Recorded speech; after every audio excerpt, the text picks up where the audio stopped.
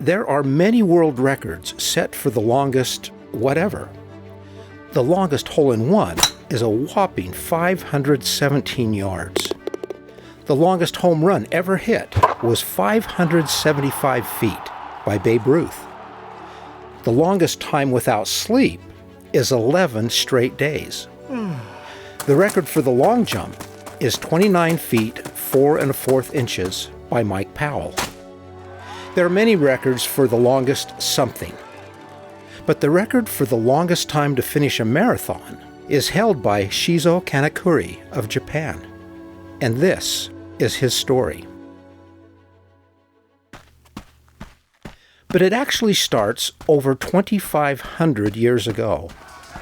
In 490 BC, at the city of Marathon in Greece, a battle was waged with the invading Persians.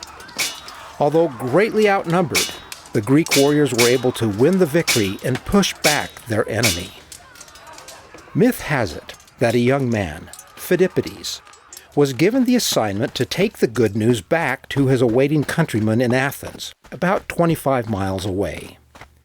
Excited to share the good news, Phidippides ran the entire distance, fell at the feet of his leaders, and exclaimed, "Victory!" and immediately died. Although the accuracy of this account is debated, the myth and legend of the marathon run was born. Now, let's fast forward to 1896, when the modern-day Olympics were first held. Fittingly, they were hosted by the city of Athens. In determining which events to hold in these newly formed competitive games, the idea of recreating a race after the mythical journey of Phidippides was approved, hopefully without ending in death. And thus, the modern-day marathon became an Olympic fixture with its distance always hovering around the 25-mile mark. Now, in 1908, the Olympics were held in London. Queen Alexandra requested that the marathon race begin at Windsor Castle so that the young royals could watch. It was to end at the White City Stadium, exactly 26 miles away. But the royal family also requested that the runner finish right in front of the royal box, an additional 385 yards, making the race exactly 26.219 miles long. The Olympic Committee later declared that distance to be the standard for all future marathons. Marathons have been part of every Olympic Games since. The Olympic record in the marathon today stands at 2 hours, 6 minutes, and 32 seconds.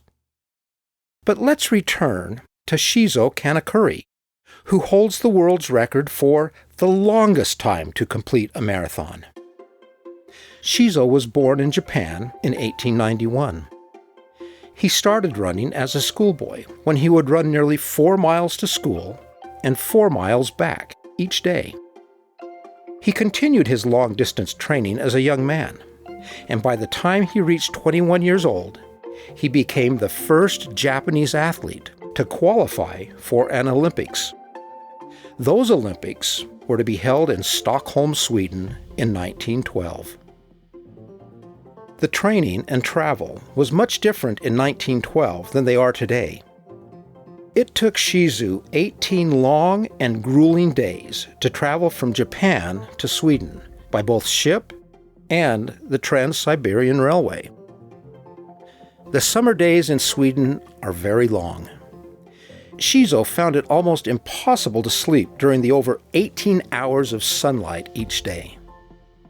Athletes in those days didn't have the advantages of nutritionists, and Shizo had trouble adapting to the local diet.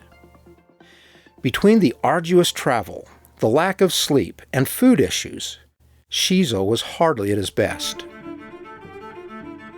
Finally, it was race day. And to add just one more challenge to an already monumental task, Stockholm was in the midst of a heat wave. The exact conditions that make marathon running its most difficult. Now, Shizo was not a novice at running marathons. However, the travel, the food, And now the oppressive heat took its toll. Not just on Shizo, but on all the runners. The reigning Olympic marathon champion, American Johnny Hayes, who won the marathon years earlier in London, didn't hold back on his criticism, declaring the race a disgrace to civilization. Scores of runners suffered heat exhaustion.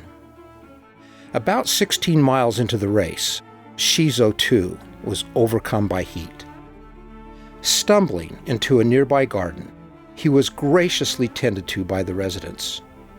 For over an hour he tried to rehydrate his body with orange juice he was so kindly offered by the understanding Swedes.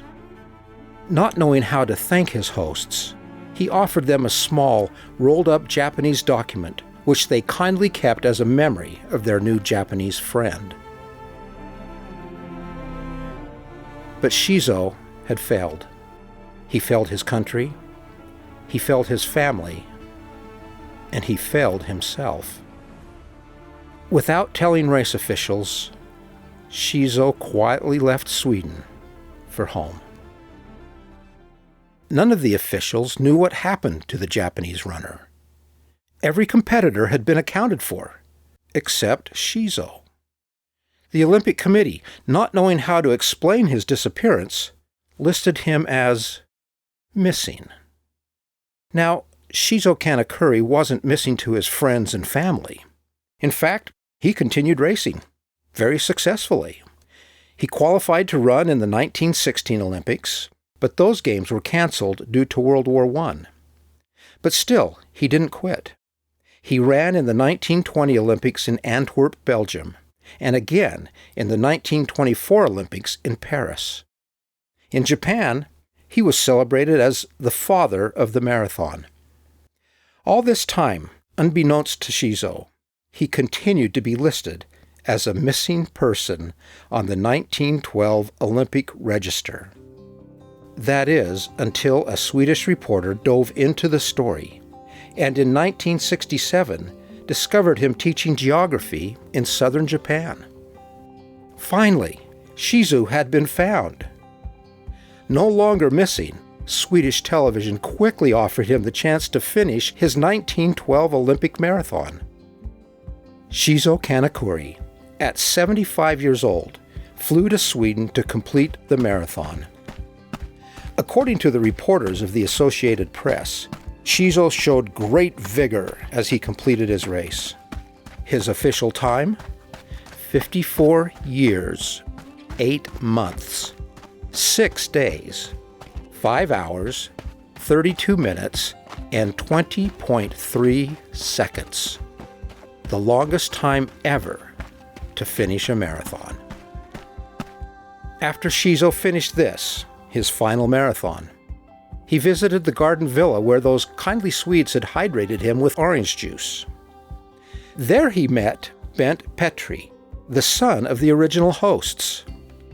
Bent produced the Japanese document Shizo left the family upon his departure all those years ago, sharing with Shizo how the family had kept it as a valuable family heirloom. Shizo carefully examined the rolled-up document. Perhaps with a smile, Shizo proclaimed to Bent that the prized parchment was just an old customs form in Japanese. Shizo Kanakuri passed away in 1983 at 92 years old. He accomplished many things in his long life, but perhaps the most valuable lesson he has left us is that it's never too late to finish something you started. It's never too late. Pass it on from passiton.com. If you enjoyed this bite-sized podcast, subscribe and pass it on to a friend.